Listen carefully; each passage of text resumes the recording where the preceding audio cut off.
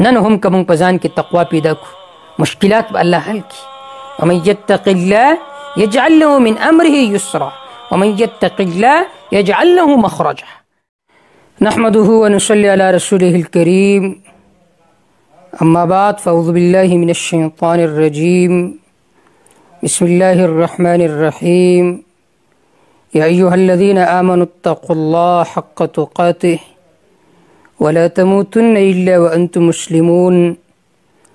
عزیزانو، نن په دې مختصر نشست کې ستاسو د وړاندې د تقوا اهمیت او فواید بیانوم. تقوا داسې یو لفظ دی چې هر یو سړی دا وایي چې تقوا پکار ده، او تقوا عند الله د الله په نزدیک هم مطلوب ده. خو تقوا وایي ستا تقوا دې ته ویل کېږي چې په پټه په ښکارا په دواړو حالتونو کې د الله تعالی نه یره ساتل. تقوا دې ته نشي ویلی چې د خلکو وړاندې ته د الله تعالی نه یریږي اور په پټه باندې د الله تعالی نه ستا په زړه کې یره موجود نه. جو کرتے ہو چپ کے اہل جہاں سے کوئی دیکھتا ہے تجھے اسما سے. بعض دفعه خلک د خلکو نه یریږي، د هغوی وړاندې غلط کارونه نه کوي، لیکن چې کله په خلوت کې په هغه ټیم کې دی د غلط امورو ارتکاب کوي نو دې ته تقوا نشي ویلی. تقوا ویلی کېږي په پټه په ښکاره د الله تعالی نه یره، په پټه په ښکاره، په غم کې هم د الله نه یره، په خوشحالۍ کې هم د الله نه یره، په حالت د صحت کې هم د الله نه یره، په حالت د بیمارۍ کې هم د الله نه یره. دې ته ویل کېږي تقوا. اور تقوا وی ستا حضرت علی ابن ابی طالب رضی الله تعالی عنه هغه فرمایل تقوا ویل شي هي الخوف من الجلیل، چې انسان د الله نه ویریږي، والعمل بالتنزیل، په قرآن و سنت باندې عمل وکړي، دې ته ویل شي تقوا. والقناعة بالقلیل، څه چې ولا الله ورکړي دي اگر که لږ ولې نه دي په هغې باندې قناعت اختیار کړي. والاستعداد لیوم الرحیل، او د قیامت دپاره تیاری وکړي، د راتلونکي ژوند دپاره تیاری وکړي، دې ته ویلی شي تقوا. حضرت ابو هریره رضی الله تعالی عنه نه یو کس تپوس وکړو د تقوا متعلق چې تقوا څه ته ویلی کېږي. حضرت ابو هریره رضی الله عنه ورته وفرمایل آیا ته په داسې لار باندې تللی چې هلته غني وي؟ هغه وفرمایل جی ها. وي ته به چې تلې څنګه به تلې؟ وي زه به چې تلم ټوپ به مې وهه دپاره د دې چې دا غني زما جسم پورې وننخلي. حضرت ابو هریره رضی الله تعالی عنه ورته ارشاد وفرمایل ذاک تقوا، دا تقوا ده چې په دنیا کې ته ژوند تیری، قدم په قدم به سوچ کوي، فکر به کوي چې د خولې نه کومه خبره زه وباسم دا د قرآن و سنت موافق ته که خلاف ده، کم طرف ته زه روان یم، آیا زما قدمونه هغه طرف ته روان دي چې هغه د الله تعالی د خوشنودۍ د رضا اسباب دي، که هغه طرف ته روان دي چې د هغې د وجې نه الله تعالی غصه کېږي، د هغې د وجې نه الله ناراضه کېږي. دې ته ویلی شي تقوا. دا نه چې څه په خوله راغله هغه بیانول، کم طرف ته ستا زړه وغوښته هغه طرف ته تلل، دې ته تقوا نشي ویلی. تقوا ویلی کېږي چې قدم په قدم به ته سوچ کې، فکر به کې چې زه کم طرف ته روان یم، کمی خبرې تلفظ کوم په ژبه دا د قرآن و سنت مطابق ده که د قرآن و سنت خلاف ده، دې ته ویلی شي تقوا. او قرآن مجید کې الله رب العزت بار بار د دې ترغیب ذکر کړی دی. یا ایها الذین آمنوا اتقوا الله حق تقاته ولا تموتن الا وانتم مسلمون. یا ایها الذین آمنوا مؤمنانو اتقوا الله، د الله نه ویریږئ، حق تقاته په پوره یری سره، ولا تموتن الا وانتم مسلمون، ممرئ تاسو مگر په داسې حالت کې چې تاسو مسلمانان یې. خپل ژوند د قرآن و سنت مطابق تیروه چې په دې حالت کې تاله مرګ راشي. چې کله ته مړ کېږې چې ستا ژوند د قرآن و سنت مطابق تیر شوی وي نو هغه وخت کې به تا ته الله او د الله رسول یاد وي، کلمه د توحید په یاد وي. او کته دنیا سره زړه لګولې چې کله ته مړ کېږي بیا به ستا سوچ او فکر دنیا سره وي. لکه یو سړي په باره کې راځي چې مړ کېدو نو خپل زامنو ته وي چې هغه فلانې کمره به داسې تیاره کوي، هغه فلانې ځای کې به دا پیسې ورکوي، هغه فلاني بنګله به داسې تیارول پکاري. اوس حالت ته مرګ دی او د په ذهن کې دنیا پرته ده، ځکه د خپل ژوند په تقوا سره نه تیر کړ. که د ژوند په تقوا سره تیر کړی وی نو دله به مرګ هم د تقوا په حالت کې راته. ځکه الله فرمایي ولا تموتن، ممرئ تاسو الا وانتم مسلمون، مگر په داسې حالت کې چې تاسو تابعدار یې. بل ځای کې الله فرمایي فاتقوا الله ما استطعتم، د الله نه ویریږئ څومره چې ستاسو طاقت وي. خپل پوره طاقت صرف کړئ د تقوا په حاصلولو سره، د تقوا په حصول کې مشقت برداشت کړئ، تکلیف برداشت کړئ، وجریږئ د الله نه څومره چې ستاسو طاقت وي. ګناهونه پرېږدئ په خلوت کې چې یوازې په جلوت کې، چې کله د خلکو وړاندې علم ګناه مه کوه، چې کله یوازې علم ګناه مه کوه. حضرت ابو هريره رضی الله تعالی عنہ ارشاد فرمایي چې قیل یو سړي وي یا رسول الله من اکرم الناس، اذا الله رسوله د الله په نزدیک د ټولو نه عزتمن څوک دی؟ جناب رسول الله صلی الله علیه وسلم ارشاد فرمایل اتقاهم، چې څوک د ټولو نه لوی متقی او پرهیزګار دی هغه د الله تعالی په نزدیک د ټولو نه عزتمن دی. هغه صحابي ووی ليس هذا نسألك، اذا الله رسوله د دې متعلق تاسو نه تپوس نه کوم.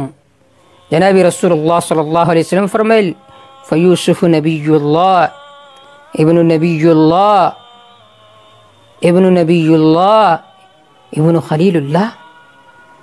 یوسف علیہ السلام په خپل پیغمبر دی، پلار پیغمبر دی حضرت یعقوب علیہ السلام، نیکه پیغمبر دی حضرت اسحاق علیہ السلام، بیا د هغه پلار حضرت ابراهیم علیہ السلام خلیل الله دی.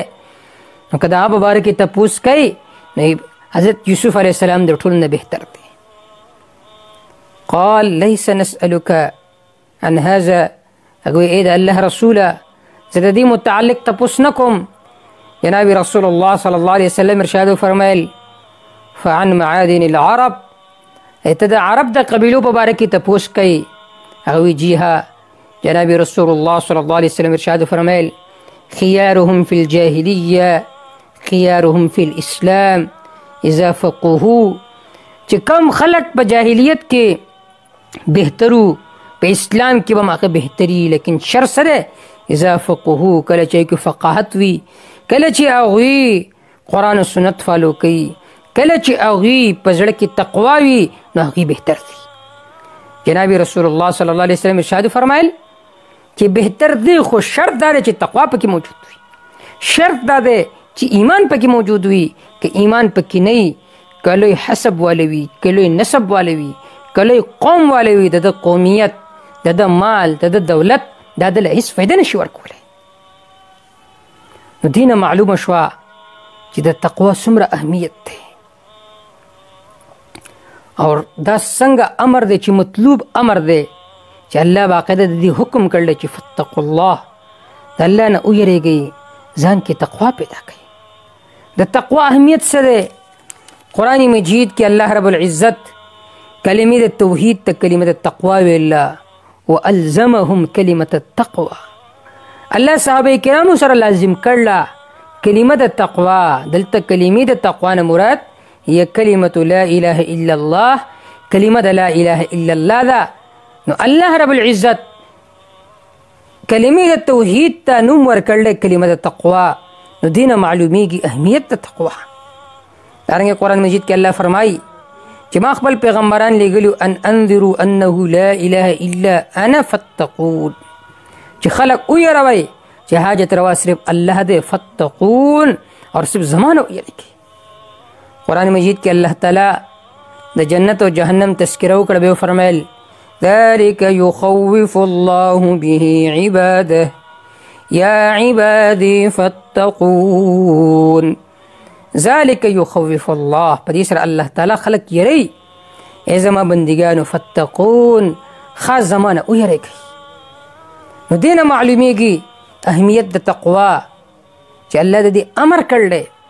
او قرآن مجید کې الله فرمایي ولقد وصینا الذین اوتوا الكتاب من قبلکم وإیاکم، چې ما هغه خلکو ته حکم کړی چې د تاسو نه وړاندې دي او تاسو ته د دې خبرې حکم کړلی ان تتقوا الله، چې تاسو د الله تعالی نه ویریږئ، د الله تعالی نه په زړه کې یره وساتئ، ځان د ګناهونو نه بچ وساتئ.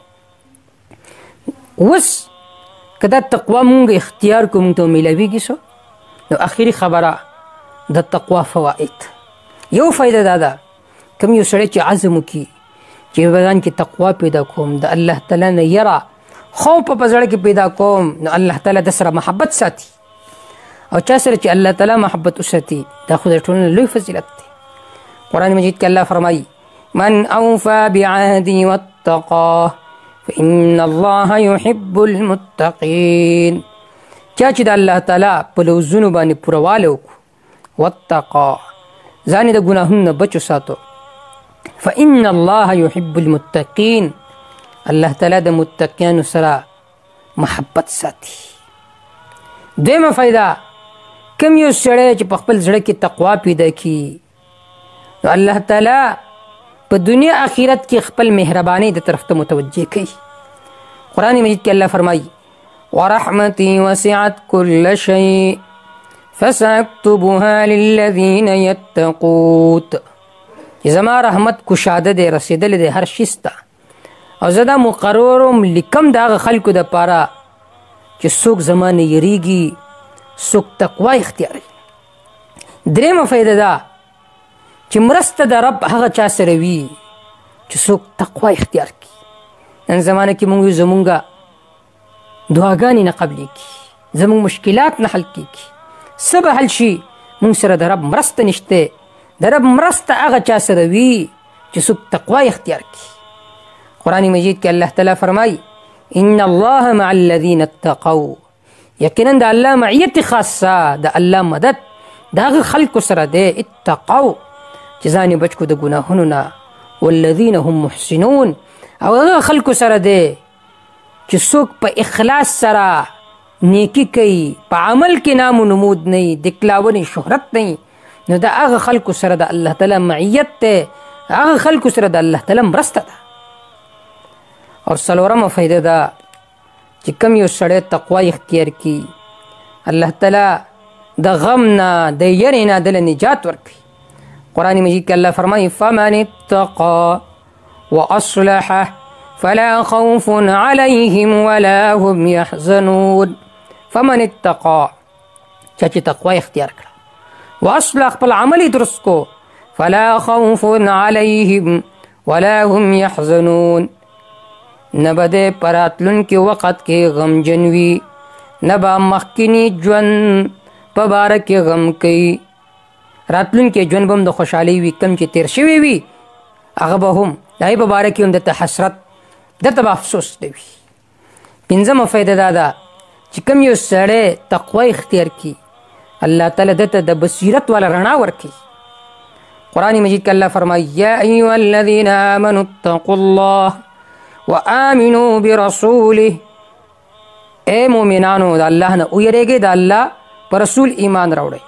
ویجعل لکم نورا تمشون به، الله به تاسو له رڼا راکړي، رڼا د بصیرت چې تاسو به د هغې په ذریعې سره تک کوئ، د هغې په ذریعې سره به تاسو لاره معلوموئ.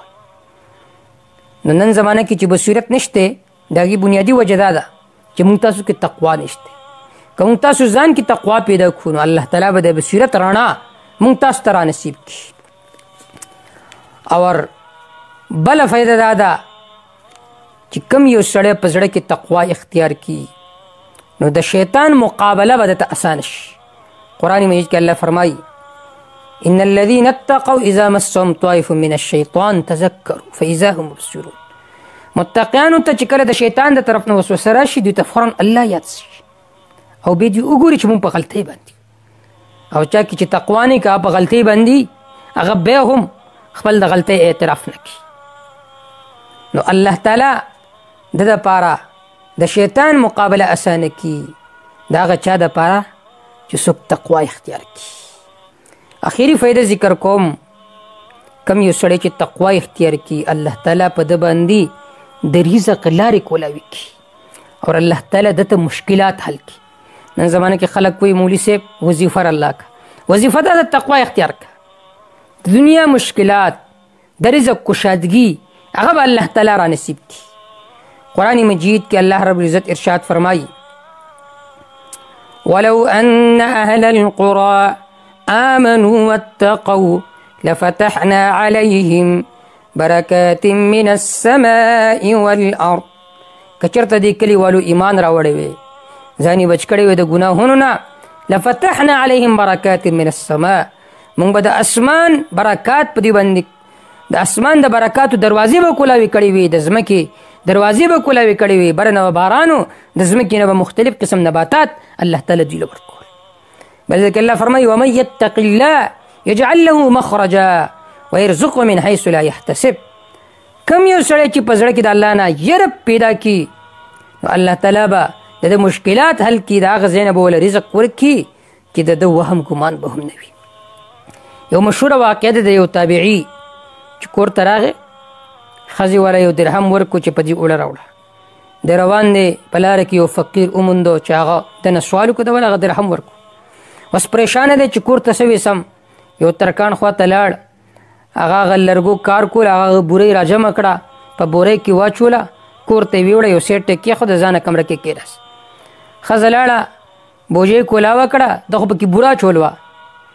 بوجۍ کولاوه کړه روټۍ پخې کړي روټۍ خاوند ته راوړې خاوند ورته دا روټۍ د کوم ځای نه وایي دا تا اوړه راوړي وو که نه او ما خو اوړه نه راوړو بلکې ما بوره راوړوه. نو هغه بورې نه الله تعالی اوړه جوړ کړي ولې هغې تقوا موجود وه هغې اخلاص موجود. نن هم که موږ په ځان کې تقوا پیدا کړو مشکلات به الله حل کړي. ومن یتق الله یجعل له من امره یسرا ومن یتق الله یجعل له مخرجا. الله به د مشکلاتو لارې کولاوي کړي اسانتیا به الله راولي په شرط د دې چې موږ ځان کې تقوا پیدا کړو. الله دې تقوا والا ژوند را نصیب کړي. وما توفیق الا بالله علیه توکلت و الیه انیب.